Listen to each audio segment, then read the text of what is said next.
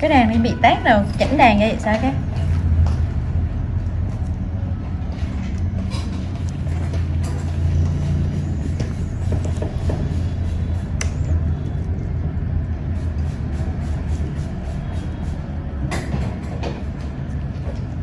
Cái màu nãy thì chưa đặt cái đàn đó ta.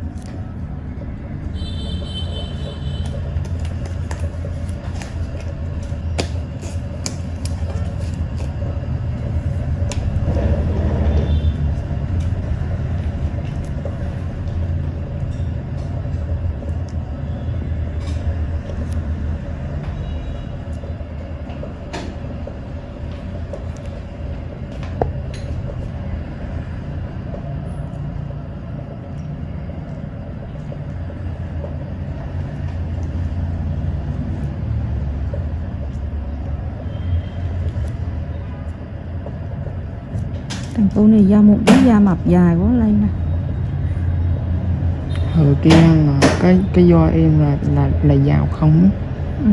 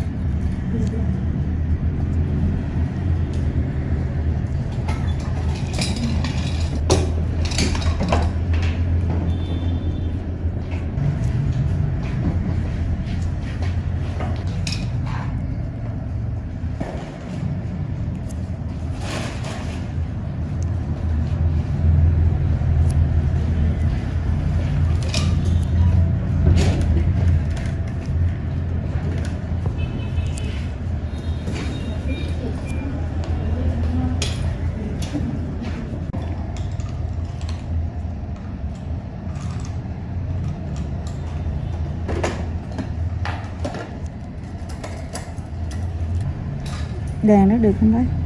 Được. Baby hạ ghế xuống cho chị xí Bi. Rồi.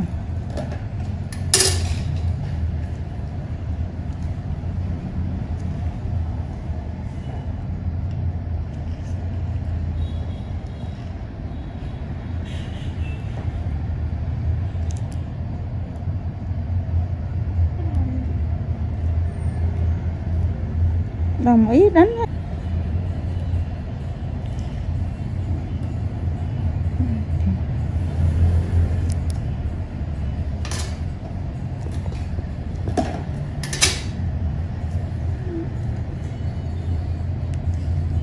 Mà đánh ớt ra trời chị vô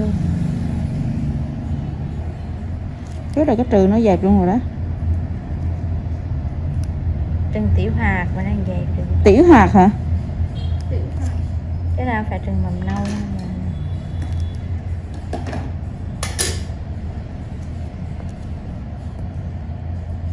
Chù gặp dân ba nữa hỉ Ra hùng lắm cho rạng vẫn quải dân ba điếc ghê lắm chứ. Nhưng mà đâu ý là tới tàu mẹ lại trước đi rồi đang lên chứ còn từ đang lên rồi mà làm được chi nữa. Còn cái đứa thì mình là cũng có tội Sao là ra cố ý không biết không có. nhưng mà pháp luật họ cũng tha thứ được cái này.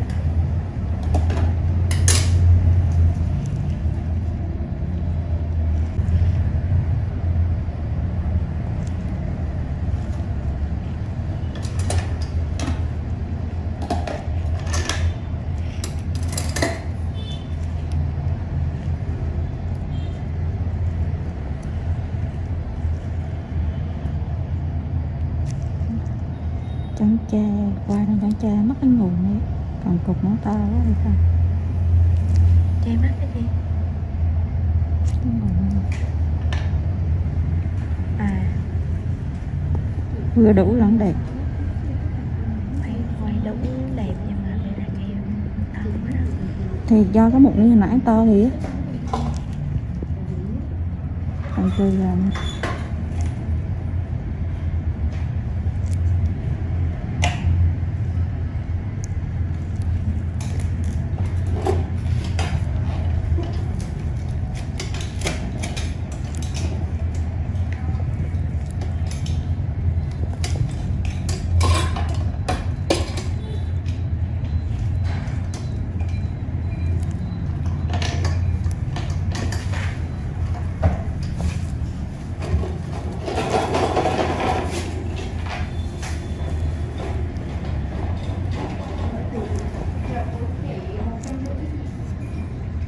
nhưng mà đợt này mụn nhiều đó hả? Ừ. Trọ mặt vẫn lây mụn đó hả bé? Chứ thôi cọ mặt lây nó thôi để dành tiền triệt lâm luôn trả đi. Của tấn tiền là làm khô bớt mấy cái tiếng bãi nhà nhé.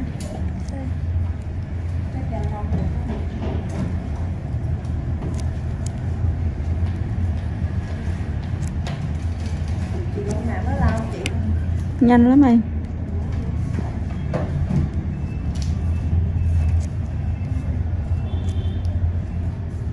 Hầu triệt lông mặt để khỏi phải đi cạo. Nó đỡ mụn chứ còn không phải nói là sạch 100% mụn nhưng mà nó rất là đỡ mụn. Cái tiền là mụn với tiền cạo mặt vô triệt lông mặt nhìn cái mặt nó láo á vì em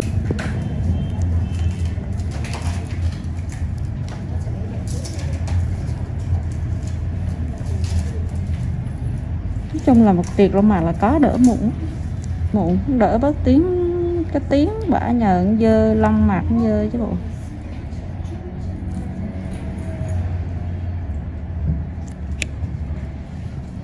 Mình thấy mấy người mụn nhiều là có lỗ chân lông to là hay có lông mặt.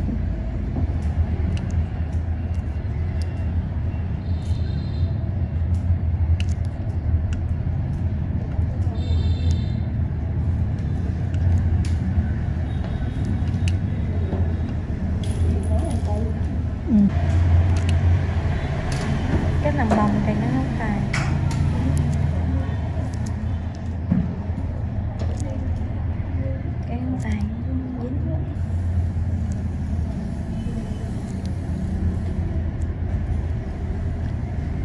riders is that it just isn't a V-twin.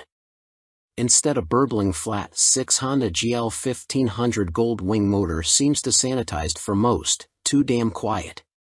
Sure, the Honda F6C Valkyrie's 100 brake horsepower motor is enough to send the thing whizzing along in unfeasible speeds, but it's easily out-accelerated by the Triumph Rocket 3, any old Yamaha VMAX and a whole boatload of rival power cruiser motorcycles these days. The Rune 1800 isn't really any faster.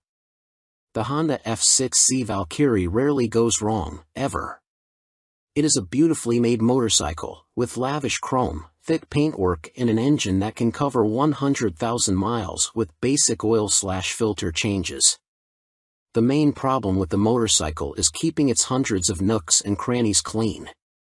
Double that cleaning time on the Honda Rune 1800.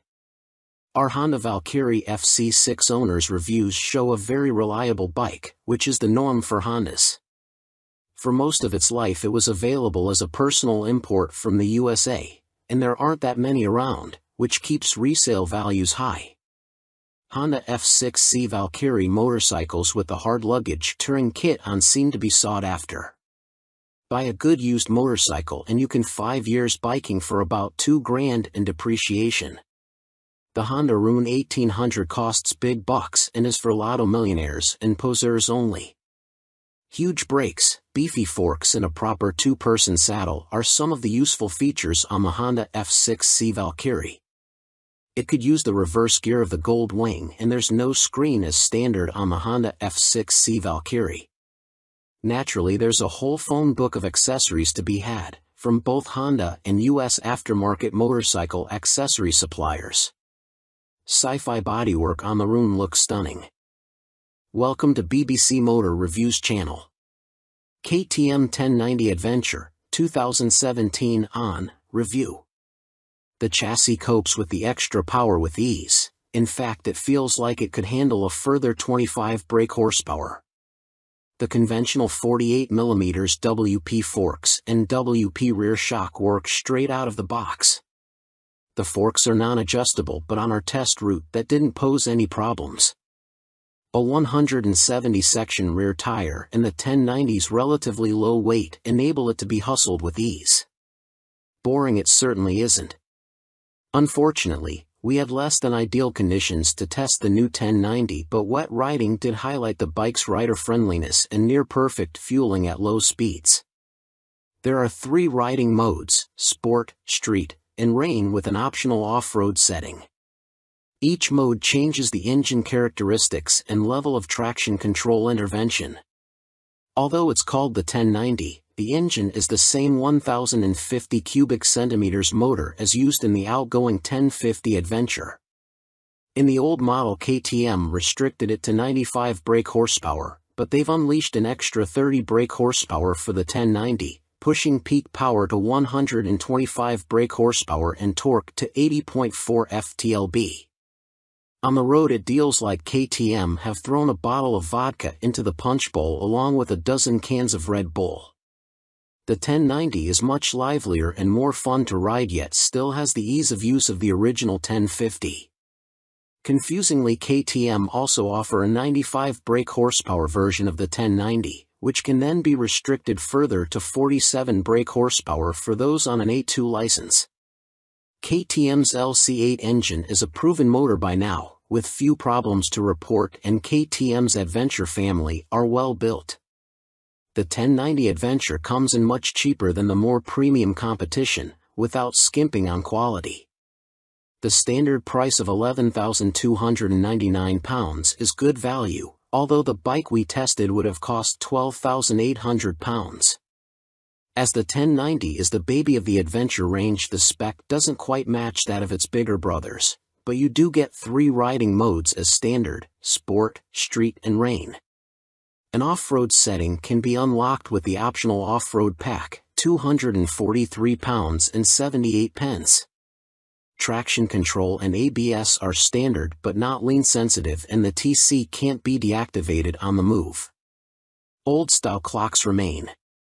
Welcome to BBC Motor Reviews channel. Cine Zakumo 125, 2022 on review. Priced at £2,599, the Akuma significantly undercuts the popular Honda MSX 125 Grom, which is its obvious target. And though my preference is for traditional-looking bikes with a retro feel, like the WK Scrambler or Cinese's own Outlaw, after riding the updated Akuma, I'm genuinely impressed. Ride quality and handling are altogether spot on, and though not the outright fastest, it's plenty quick enough. Yes, perhaps the seat leans you a bit too far forwards, and at 6 foot tall my knees are a bit high, but this aggressive style and involving feel make the Akuma a confidence-inspiring and solid first ride for any newcomer. If I wasn't a skint student on part-time wages, I'd buy one without a moment's hesitation. Can't say much more than that. For 2022, the Cinese has larger 14 inches wheels, upgraded from the previous 12 inches. Still small, they improve handling and give a stable feel around corners, while still making the Akuma very agile at low speed and in close quarters. The handling is smooth too, thanks to the suspension and low center of gravity, and with the seat pushing you forwards you can really feel every inch the bike. Leaning forwards into corners and tucking in on the straights, the Akuma might be a modern monkey bike but rides like, well, a proper bike. They call it the Mini Monster and it deserves the nickname, being a down-to-earth yet modern bike that both looks and rides the part. Being angled steeply forward means the seat does affect comfort, and with the abrupt shape of the tank you need to be gentle with the brakes. The Akuma is also very compact, it's physically smaller than my own WK Scrambler 50. However, although perhaps better suited to smaller riders, with its 820mm seat height the Cinese happily supports 6 feet of teenager. Both the front and rear brakes very good, and they're combined, which means the front is linked to the rear. There's no ABS, however. Being air-cooled instead of liquid-cooled doesn't really match the modern style of the Akuma, and with 9.7 brake horsepower it's not as powerful as other more modern bikes. However, this also means welcome simplicity and you'll get your money's worth of reliability. It's also fast enough. Accelerating sharply and with a more than adequate 67 miles per hour indicated top speed, the Akuma feels swift and has the smoothest, easiest gear change of any 125 cubic centimeters bike I've ridden. Most noticeable of all the Akuma's features is the 3-tiered exhaust. It's not just an eye-catching MV Agusta styling trick but 3 fully functioning pipes that sound ace as well as looking great.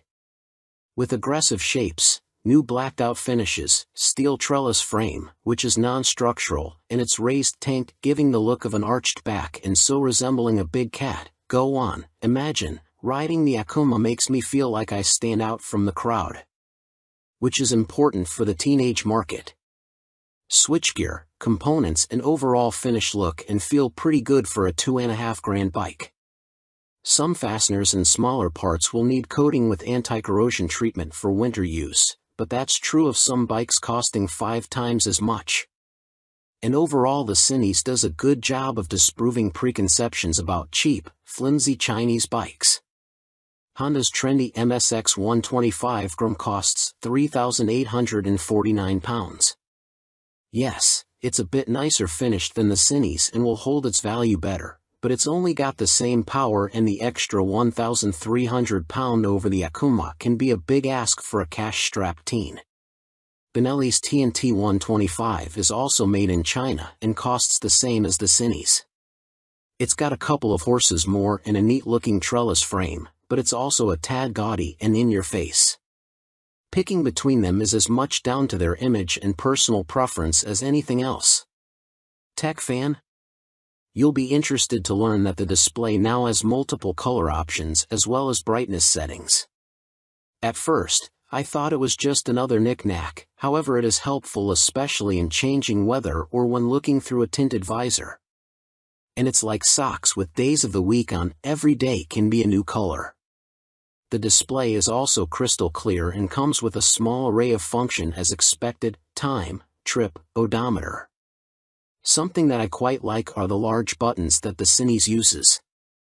None of this tapping the wrong control malarkey, just big simple buttons, easy as you like. 2019, Cine's Akuma launched late in the year as a 2020 model. Modern monkey bike with air-cooled 4-stroke single and 12-inch wheels. 2022, upgraded with larger wheels, jazzy new clocks, plus more refined styling and colors. Replacing the stock bike's KYB suspension, the SP features Gen 2 Öhlins semi-active suspension, NIX30 SV forks and a TTX36 SV shock, which automatically controls the damping levels while leaving spring preload manually adjustable. Featuring spool valves rather than traditional needles valves, which Öhlins claim deliver faster adjustment and a more accurate responsiveness at the low and high ends of the adjustment range, the SP suspension can be set in one of 3 semi-active damping modes, A1, A2 or A3, or one of 3 manual setting, M1, M1 or M3, which remove the semi-active function and allow fixed damping settings to be selected via the dash. An incredibly impressive system, the semi-active suspension responds to undulations in the road surface instantly, smoothing them out and making the SP feel like it is gliding over the bumps. Harsh ones still give you a kick, but unlike on a conventional system, the semi-active damping instantly recovers and keeps the MT nicely composed, a feature that reduces its tendency to shake its head when exiting bends under hard acceleration. On the UK's roads, A2 is the best option for bumpy B roads where A1 suits fast, smoother road better, and A3 is more for straight line cruising, as when the pace ups it feels a bit soft at the rear end. And the SP's brakes are better too. Fitting braided steel lines can make a bike's brakes feel horribly dead at the lever as they lack rubber lines comforting initial squish. However, on the SP there is still enough feel to allow you to apply small amounts of pressure accurately via the new Brembo Radial Master cylinder. They don't scream race bike and aren't as fierce in their bite as some rivals' setups, but are fine for use on the road, and it is great to see the SP and stock MT now featuring cornering ABS thanks to the addition of an IMU in this latest generation. Good and bad news with the new Euro 5 compliant engine. Starting with the good, thanks to the revised fuel injection system, the throttle response is now smooth. In B mode, A mode is still a bit too aggressive for road use, and the crossplane's enhanced mid-range surge of power is staggering, as is the wonderful offbeat sound, which has been tuned through a new intake system and feel. But despite lengthening its gearing, the MT remains a noticeably thirsty bike and recorded 41 miles per gallon on our test ride, which is what Yamaha claim, but still equates to a range of just 155 miles until the 17-liter tank is empty. If you opt for the SP, alongside the Öhlins suspension you gain braided steel brake lines as standard, as well as a 3-piece belly cowl, black bars and levers, and a stitched seat. Unlike the stock bike, which comes in 3 color options, cyan, blue and black, the SP is only available in Icon Performance, and it also features a polished metal finish on its swing arm where the stock bike has a black painted one. Everything else, including the engine and electronics package, is identical between the 2 MT10 models, which is good news for MT10 owners but a bit disappointing for SP owners who may feel like they deserve something extra to brag about aside from suspension. Which brings up the question of price.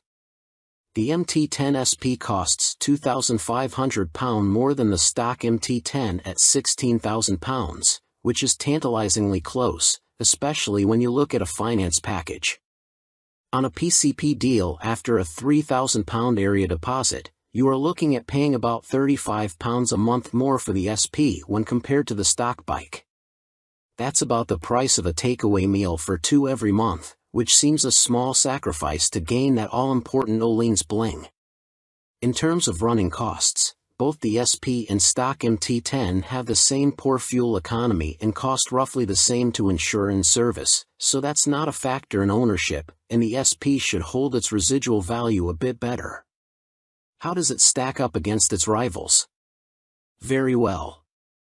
The SP is £16,000, where a Ducati Street Fighter V4 is £19,551 or £21,651 in S-guise with semi-active suspension. The Aprilia Tuono V4 factory is £16,900, the KTM Super Duke EVO 17,899 pounds, Triumph Speed Triple 1200 RS 15,500 pounds, which lacks semi-active suspension, and the Kawasaki ZH2 SE 19,079 pounds. Sharing the same tech package as the stock MT, the SP is no less impressive when it comes to its safety assists. Thanks to a 6-axis IMU, you get cornering ABS and TC, as well as slide control and anti-wheelie that sit alongside an up/down shifter, engine braking control, cruise control, and variable power modes, all of which are controlled via the new 4.2-inch color TFT dash, which lacks connectivity.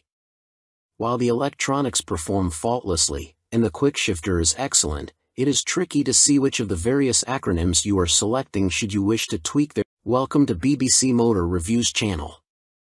Triumph Rocket 3, 2020 on review.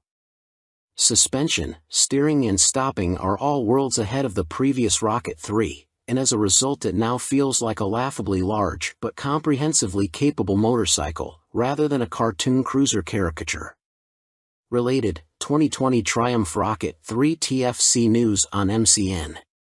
First impressions might be dominated by the rocket's vast proportions and the curiosity factor of cramming a motor larger than a typical family car between two wheels, but after a day spent studying the quality details, experiencing the meticulously managed power and appreciating the enormous improvements in refinement, you walk away feeling thoroughly impressed. The new Rocket 3 is exciting, eye-catching, attention-grabbing and pulse-raising, yet avoids straying into feeling frivolous, ridiculous, or pointless. Forget the previous Triumph Rocket 3's cumbersome bulk, heavy-handed handling, basic running gear and Romanesque name badge. The new Rocket 3's chassis is totally different. A cast aluminium spine frame replaces the old twin steel tubes, helping contribute to an incredible 40 kilograms saving over the previous bike, while steering geometry is sharper and the wheelbase is shorter. As a result, the Rocket now has a proper appetite for corners the old bike couldn't dream of.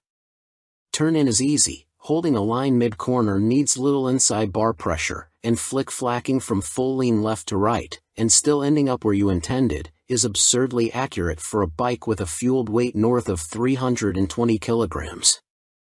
Suspension is by Showa, with 47mm adjustable upside-down forks up front, and an adjustable monoshock monitoring the shaft drive. No electronic adjustment though, the clickers are all manual.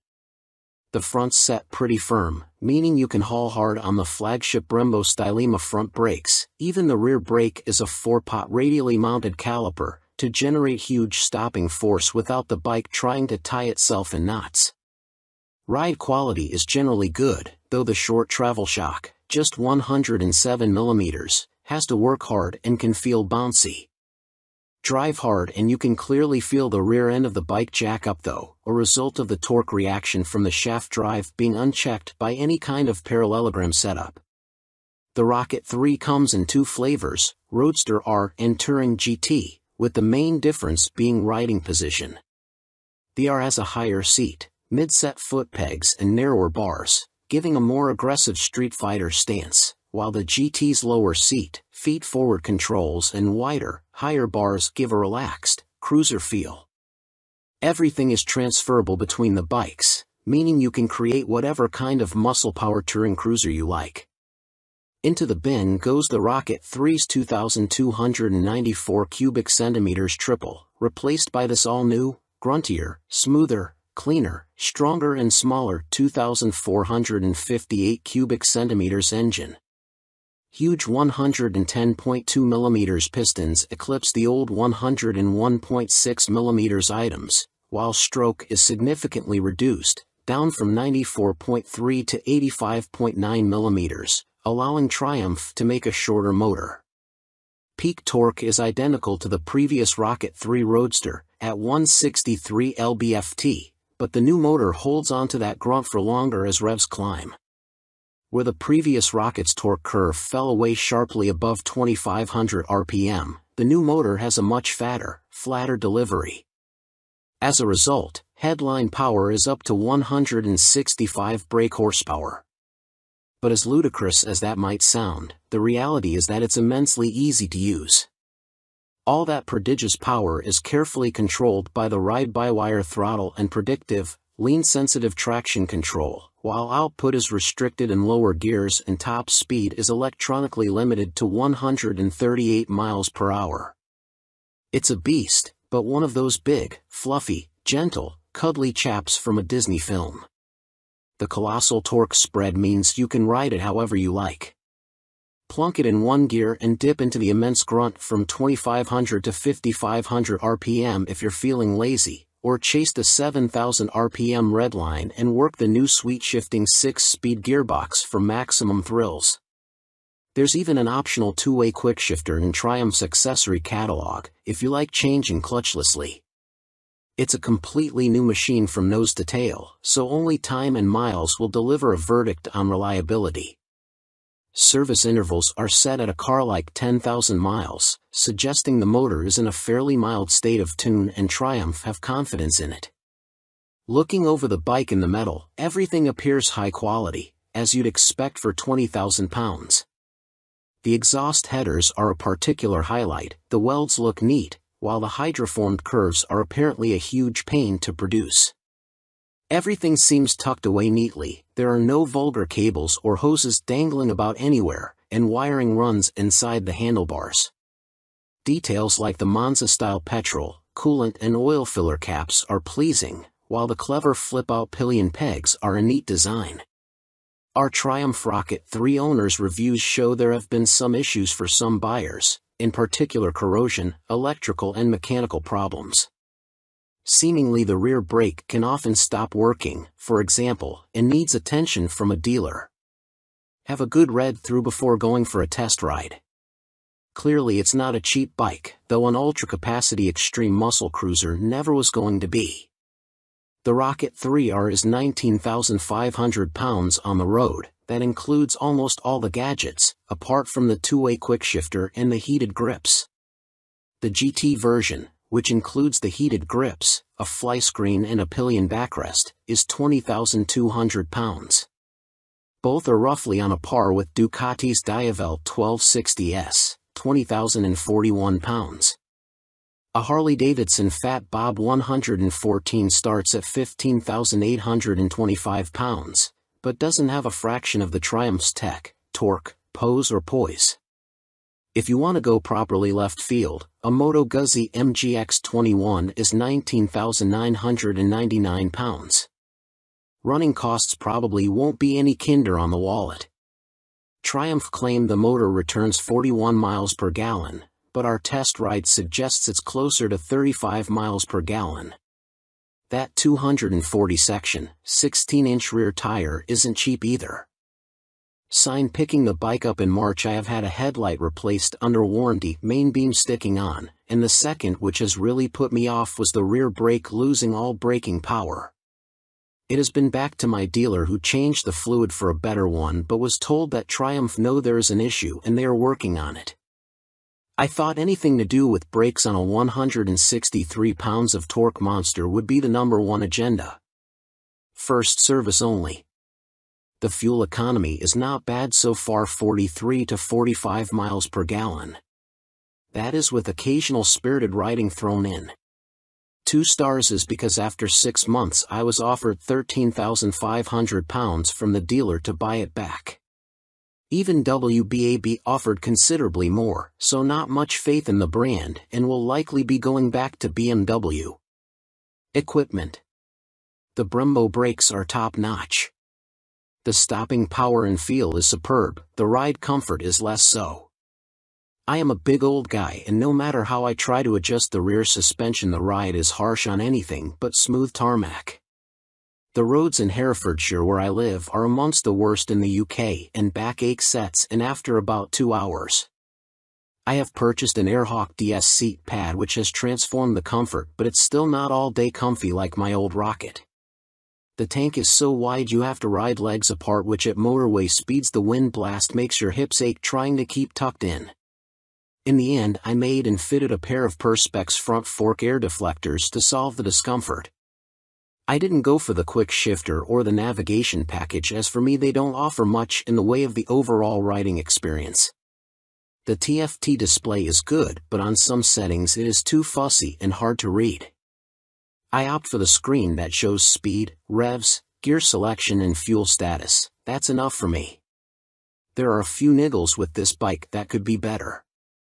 The original screen doesn't give much wind protection and the rear hugger design is total crap. In the rain you get covered in road crud halfway up your back. I bought an aftermarket hugger which left some wiring exposed, so I ended up fitting this over the top of the original hugger. Problem solved. I purchased the accessory panniers and rear rack to give the bike some touring capability. These panniers are okay, but are quite small and are not as rigid as I would have liked. The optional rear rack is stated as only good for 3 kilograms, which means fitting my fully loaded Kuryakyn Grand Tour bag on the rear may be more than it can withstand.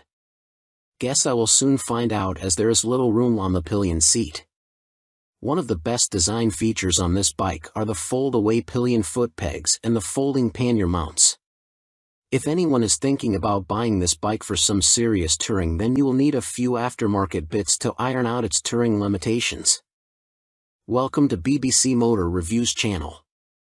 Yamaha Fazer 600, 1998 to 2004, Review and Used Buying Guide. Related, Easy Fit Kit turns Yamaha Fazer 600 into retro race rep. In fact, since Yamaha stopped the FZS 600 Fazer's production in 2003, it has taken them until the launch of the Tracer 700 to replicate the Fazer's magic formula. However, in 1999 the Yamaha Fazer 600 was the best-selling bike in its class, and by 2002 the firm had sold over 83,000 units.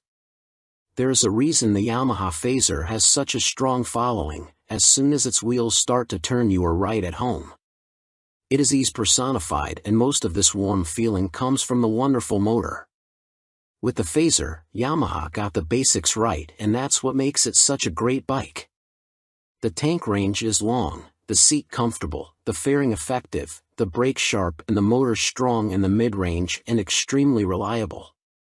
The suspension may be a bit baggy, but if that's the Yamaha Fazer's only real fault 22 years after it was launched, then that's not bad going. Useful Yamaha Fazer 600 specialists include www.foc-u.co.uk and yamahaclub.com. Read on for our full used buying guide. Ride quality and brakes.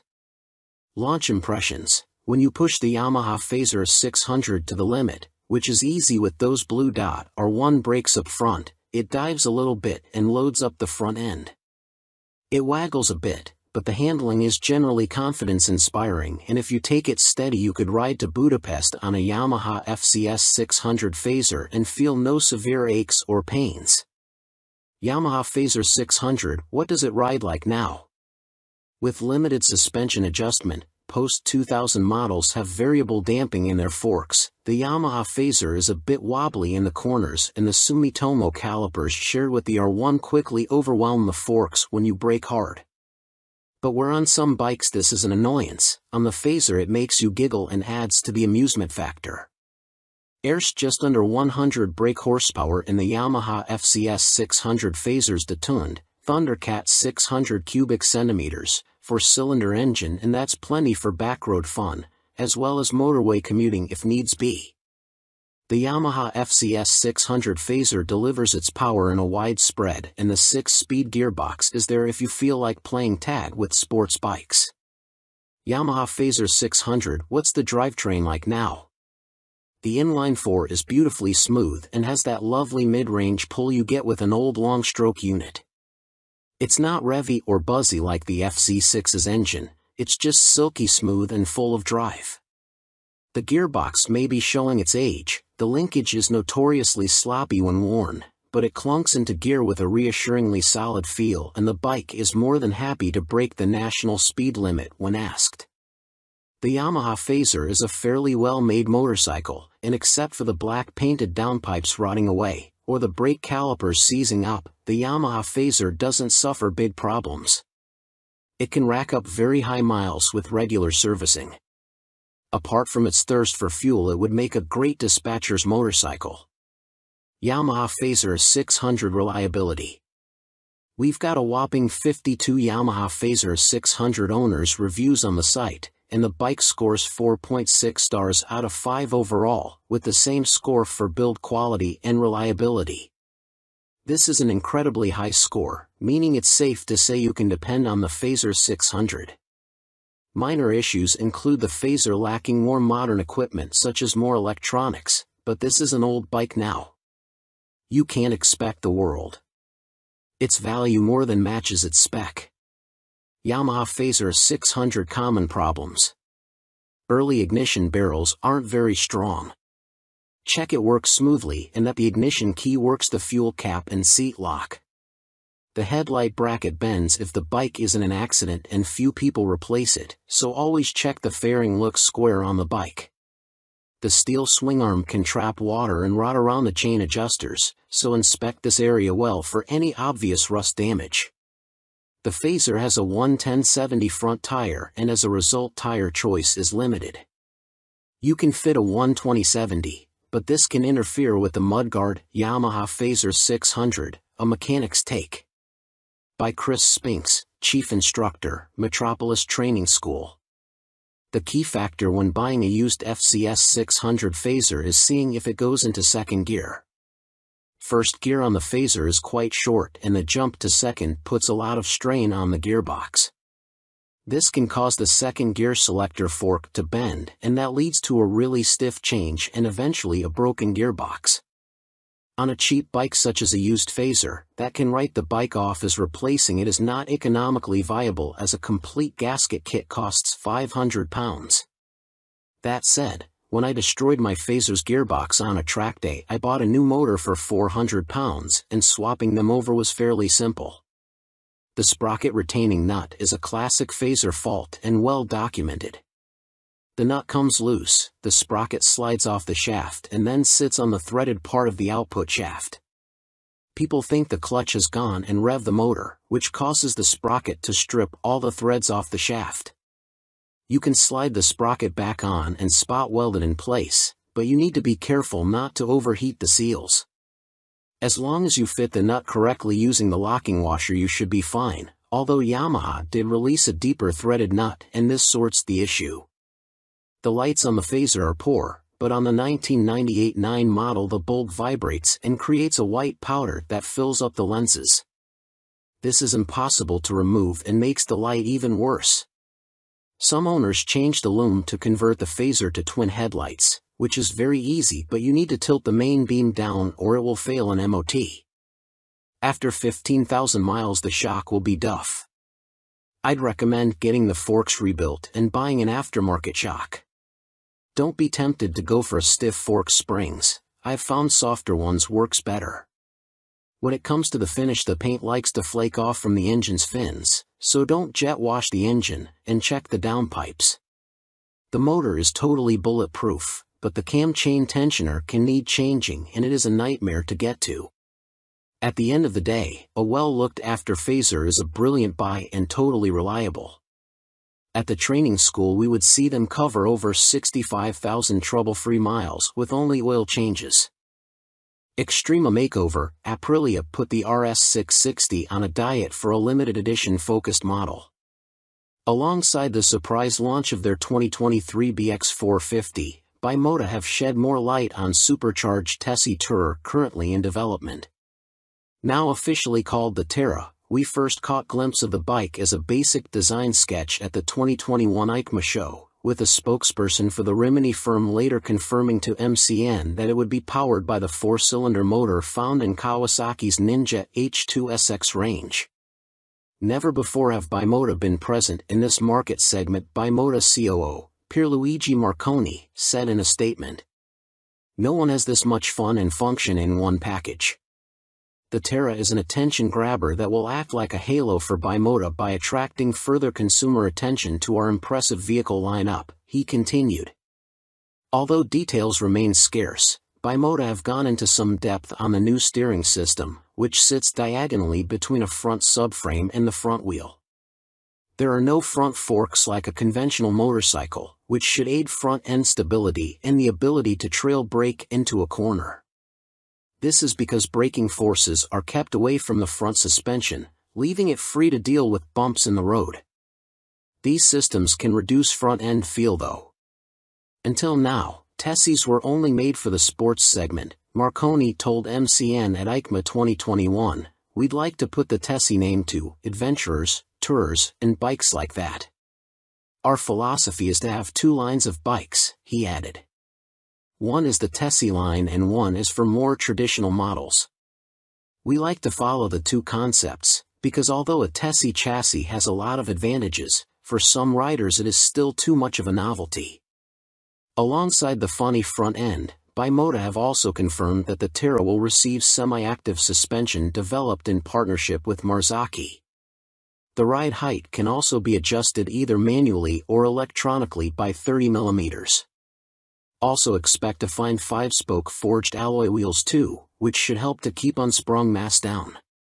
It went from first sketch to full-size model in few months using computer-aided design, Marconi continued. You ride some bikes because you have to, but you ride these Bimota because you want to. Terra will appeal to enthusiasts of all ages because the design draws you in, and the performance keeps you there. Superior performance, Brough step up Aston Martin partnership with more powerful AMB 001 Pro. Luxury boutique brand Brough Superior have once again teamed up with supercar experts Aston Martin to create yet another outrageous, limited-run track day machine. The AMB 001 Pro made its debut at the EICMA trade show in Milan and follows in the footsteps of the first-generation €98,000 AMB 001, which entered the public consciousness back in autumn 2019 and has since sold out. The standard track-only 001 features a turbocharged 997 cubic centimeters liquid-cooled V-twin engine that sits as a stressed member in the chassis. The 175 kilograms, dry, Pro uses a CNC machine version of this unit as a stressed member with a claimed 25% increase in power to 221.9 brake horsepower. There's also carbon fiber bodywork said to be inspired by Aston Martin's 1,000 brake horsepower Cosworth-built 6.5-liter V12 Valkyrie AMR Pro hypercar. The success of its predecessor, coupled with the incredible Aston Martin Valkyrie AMR Pro, inspired us to get together again to create a new superbike, one that we know will excite our customers, Brough Superior CEO Thierry Henriette said. We are particularly proud of the new engine type, with a crankcase fully machined from solid billet aluminium, which is a unique feature for a production motorcycle. With the marked increase in power, this takes AMB 001 Pro into the hyperbike sector. Machined from AL 5000 solid billet aluminium alloy, the uprated motor also gets a new cylinder design, with wet cylinder liners for greater cooling, which should help with the longevity over prolonged hard use. Limited to 88 units in total, the Pro will not be homologated for the road and will be built by hand at the Brough factory in Toulouse, France. Orders are now being taken, with the first deliveries expected in the final quarter of 2023. The bike shown at EICMA was a prototype. It's a beautifully simple formula. Form plus technology equals performance, Marek Reichman, Executive Vice President and Chief Creative Officer of Aston Martin, said. We've achieved this fluidity again with Brough Superior for those who desire a track superbike like none other. The rider is part of this moving sculpture and will literally feel as though they are part of the track when laying atop the AMB 001 Pro. But it's not all about engine performance. A quick glance at the side profile of the Pro reveals more extreme bodywork, with a more pronounced tail, winglets, and a rear carbon disc wheel design. There's still next to no front wind protection though, which could be unpleasant at speed and take away from the riding experience. Gone is the underslung exhaust exit from the standard 001-2, with a single pipe on the right side of the bike protruding above the fat 200 section rear tire and shark-like aero wing. In a nod to Aston Martin's racing success, the 001 Pro features a striking jade green livery, with a blacked-out motor and suspension. This suspension system comes in the form of a front double wishbone setup adjustable for preload and rebound, plus a rebound and preload adjustable monoshock. Naked Ambition, CF Moto unveil NKC22 concept. CF Moto weren't short of new bikes to show us at the EICMA trade show in Milan, including this naked roadster concept called the NKC22. The bike uses an 800 cubic centimeters parallel twin engine, presumably the same KTM 790 lump used in KFMoto's 800 metric tons models, but wrapped in a lightweight, sporty chassis. This concept version is covered in forged carbon bodywork with an engine fairing that doubles up as an aerodynamic wing. Front forks are heavy-duty upside-down units and look to be fully adjustable, while at the back a stylish single-sided swing arm holds a rear wheel blanked off with carbon inserts. CF Moto reside at the economical end of the motorcycle market, and so even this concept version gets J.1 brakes rather than the full Brembos used on last year's track-focused SRC21 concept. Twin SC Project exhausts complete the aggressive, sporty look and would, from the looks of them, far exceed UK homologation noise limits, so expect something more sensible on the finished bike. The M button on the left switchgear and the word Street on the bottom of the TFT dash display suggest that a selection of rider modes is available with up and down buttons for cruise control also included. And the telltale phone symbol elsewhere on the screen means there's smartphone connectivity, too.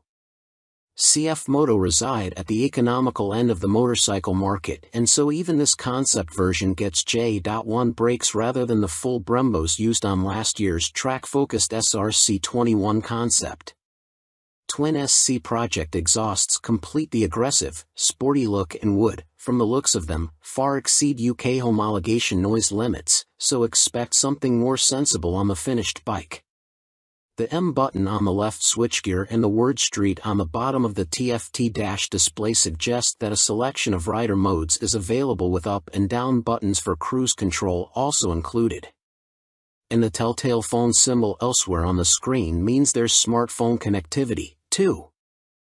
Naked Ambition, CF Moto unveil NKC22 concept. CF Moto weren't short of new bikes to show us at the EICMA trade show in Milan, including this naked roadster concept called the NKC22. The bike uses an 800 cubic centimeters parallel twin engine, presumably the same KTM 790 lump used in KFMoto's 800 metric tons models, but wrapped in a lightweight, sporty chassis. This concept version is covered in forged carbon bodywork with an engine fairing that doubles up as an aerodynamic wing. Front forks are heavy-duty upside-down units and look to be fully adjustable, while at the back a stylish single-sided swing arm holds a rear wheel blanked off with carbon inserts. CF Moto reside at the economical end of the motorcycle market, and so even this concept version gets J.1 brakes rather than the full Brembos used on last year's track-focused SRC21 concept. Twin SC Project exhausts complete the aggressive, sporty look and would, from the looks of them, far exceed UK homologation noise limits, so expect something more sensible on the finished bike. The M button on the left switchgear and the word Street on the bottom of the TFT dash display suggest that a selection of rider modes is available with up and down buttons for cruise control also included.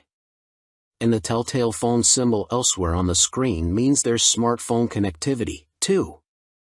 CF Moto reside at the economical end of the motorcycle market, and so even this concept version gets J.1 brakes rather than the full Brembos used on last year's track-focused SRC21 concept.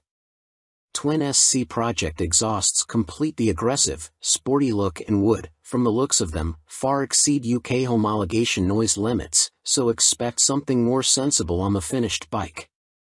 The M button on the left switchgear and the word Street on the bottom of the TFT dash display suggest that a selection of rider modes is available with up and down buttons for cruise control also included.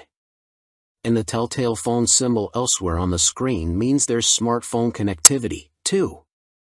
Fantic released their first twin, the Caballero 700 Scrambler. Fantic has revealed their first modern-era twin-cylinder machine with a 700 cubic centimeters scrambler joining their Caballero range. Fantic are making the most of their partnership with Yamaha, announced at the beginning of 2021, as the bike uses the 689 cubic centimeters, liquid-cooled Euro 5 engine seen in the MT-07, Tenere 700 and R7. There has been no retuning of the CP2 twin either, as Fantic claim the Caballero will hit the showrooms in April next year, boasting 75 brake horsepower and around 50 lb-ft of torque, identical to the R7 and considerably more than the 40 brake horsepower and 31 lb-ft of torque of the Caballero 500 Scrambler. Elsewhere, the 700 sports the same 19 inches front and 17 inches rear, aluminium, spoked wheels as its small-capacity sibling. The engine sits in a single backbone-style frame made from CRMO steel attached to an aluminium swing arm, giving it a wheelbase of 1,460 mm, 35 mm longer than the 500 version. One of the most immediately obvious differences between the two capacity scramblers is the exhaust system. The new 2-into-1-into-2 setup runs under the engine, over the swing arm to exit in roughly the same position. Both machines have a seat height of around 830 mm. Connecting frame to wheel will be a 45 mm upside-down fork made by VRM Marzocchi. The Italian manufacturer also supplies the rear monoshock with preload adjustment.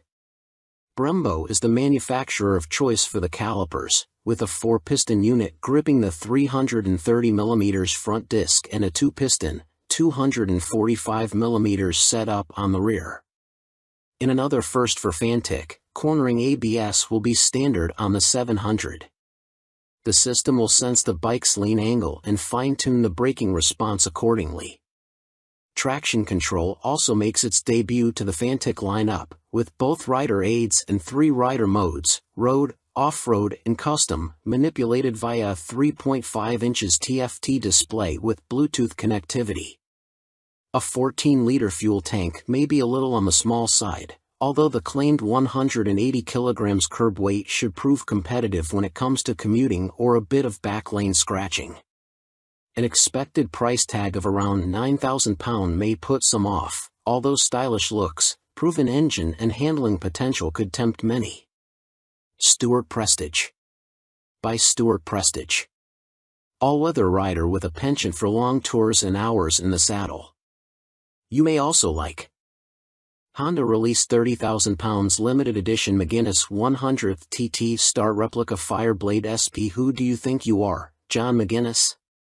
Well, now you really can live out your TT fantasies, as Honda reveal they will build 30 examples of this CBR 1000RR Fireblade SP John McGuinness 100th TT Start Replica Edition in celebration of the road racing legend's phenomenal accomplishments on the island.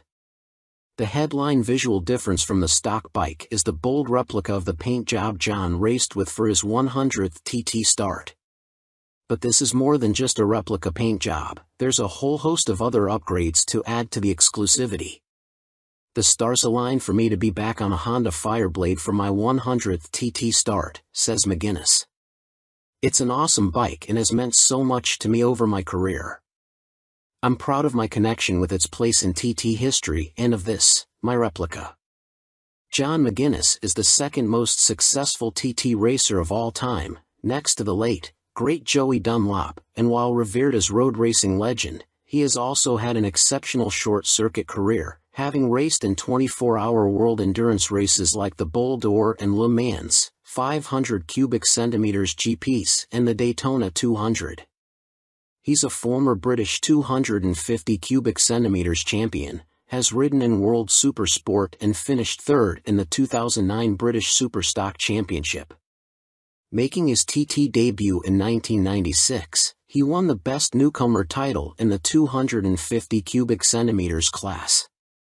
3 years later, he took his first win, the 250 cubic centimeters lightweight TT. Over the ensuing 2 decades, 1999 to 2019, he has accumulated an incredible 47 podiums and 23 TT wins, as well as being the first to break the 130 miles per hour lap barrier on a Honda Fireblade, no less. So, what do you get for your 30,000 pounds?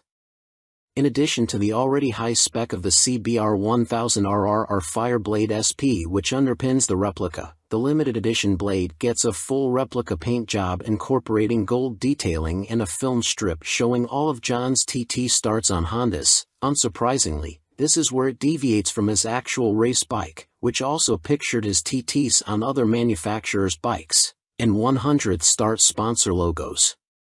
There are gold wheel stripes, an individually numbered plaque on the headstock, genuine Honda carbon fiber front mudguard and carbon rear hugger, or rear seat cowl and tall screen, and Metzeler Racetech RR tires.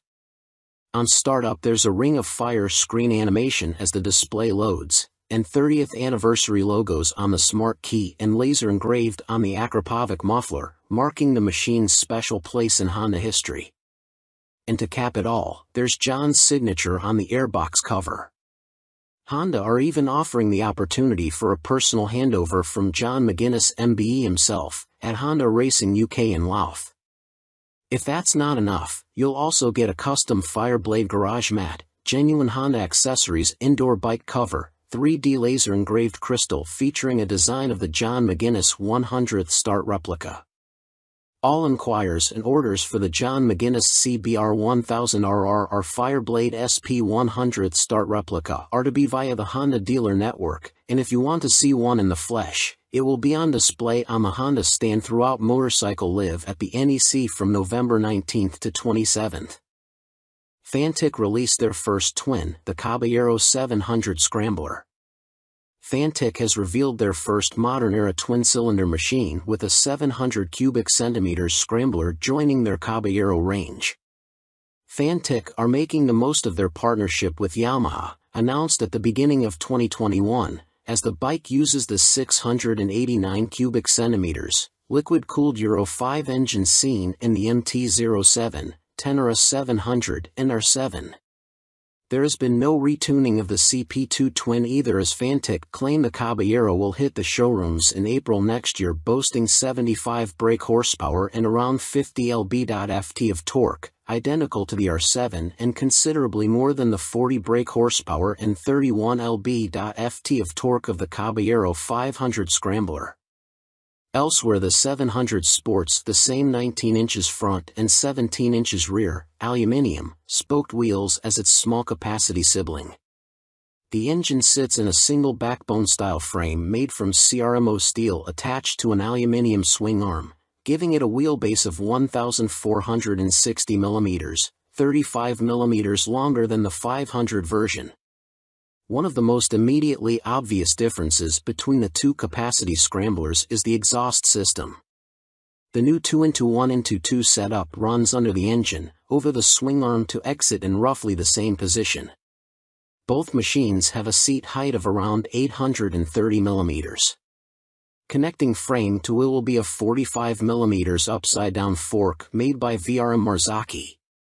The Italian manufacturer also supplies the rear monoshock with preload adjustment. Brembo is the manufacturer of choice for the calipers, with a 4-piston unit gripping the 330 mm front disc and a 2-piston, 245 mm setup on the rear. In another first for Fantic, cornering ABS will be standard on the 700. The system will sense the bike's lean angle and fine-tune the braking response accordingly. Traction control also makes its debut to the Fantic lineup, with both rider aids and 3 rider modes, road, off-road and custom, manipulated via a 3.5 inches TFT display with Bluetooth connectivity. A 14-liter fuel tank may be a little on the small side, although the claimed 180 kilograms curb weight should prove competitive when it comes to commuting or a bit of back lane scratching. An expected price tag of around £9,000 may put some off, although stylish looks, proven engine and handling potential could tempt many. Stuart Prestige. By Stuart Prestige. All-weather rider with a penchant for long tours and hours in the saddle. You may also like 70s superbike stunner, MV Agusta Super Veloz 1000 Serie Oro. MV Agusta may not have been directly participating in the EICMA show in Milan last week, but it didn't stop them stealing the headlines with this stunning Superveloce Serie Oro. The carbon-clad superbike uses the Brute Ale 1000RR as a base, meaning the same 998 cubic centimeters inline 4, producing a claimed 209.1 brake horsepower with a race kit installed. Inside this motor, you'll find a countershaft that rotates at twice the speed of the primary drive shaft with the aim of reducing vibrations and promoting faster cornering. You also get the same frame and single-sided swing arm, but now clad in carbon fiber bodywork inspired by MV's 1972 500 GP Racer.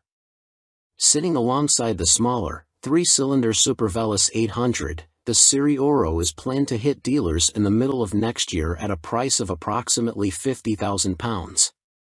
In total, 40 elements of the bike are finished in carbon fiber, including a set of winglets that MV claim produce 39.2 kilograms of downforce at 199 miles per hour.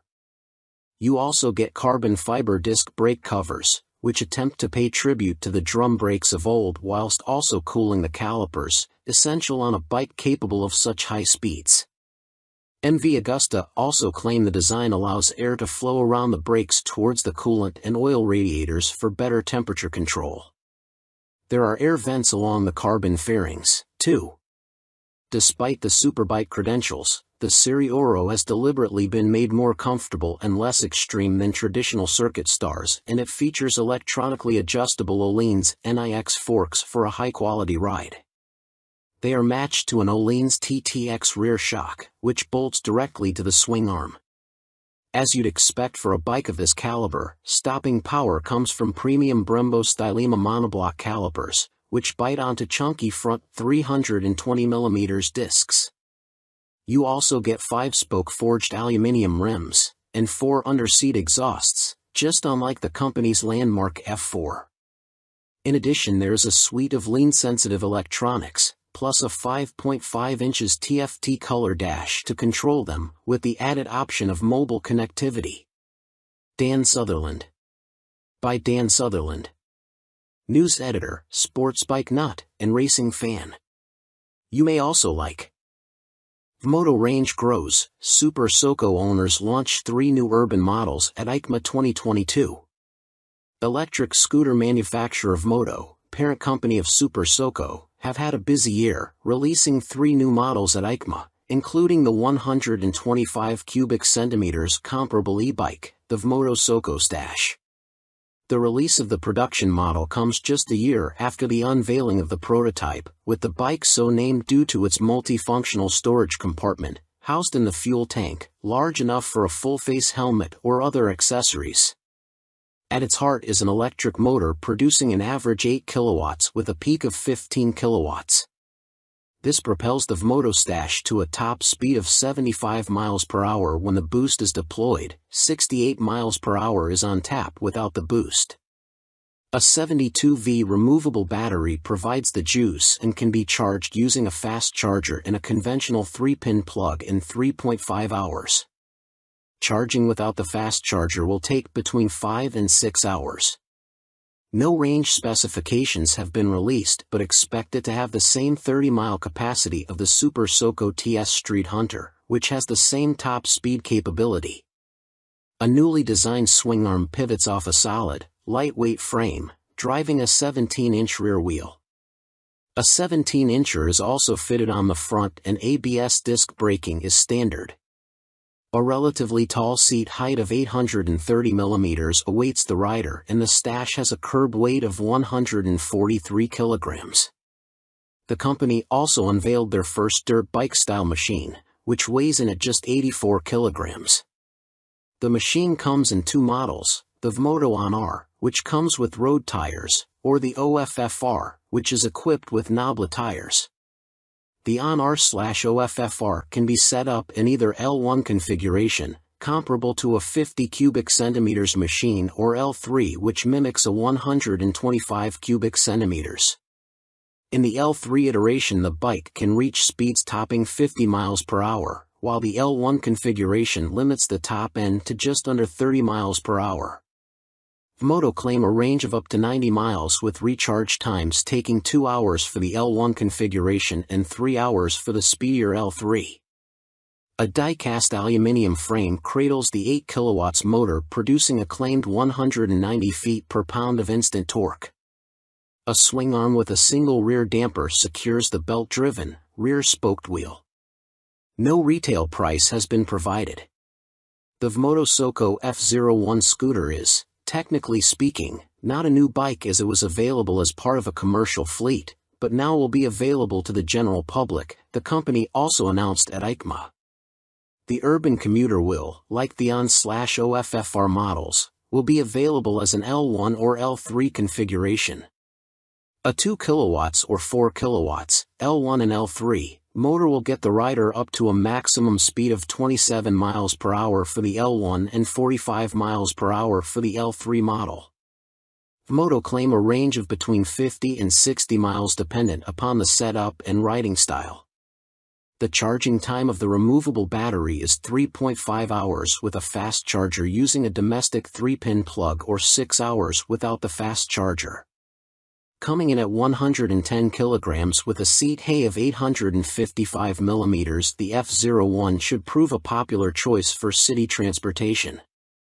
The F01 will be available in white, light or dark blue, red and black.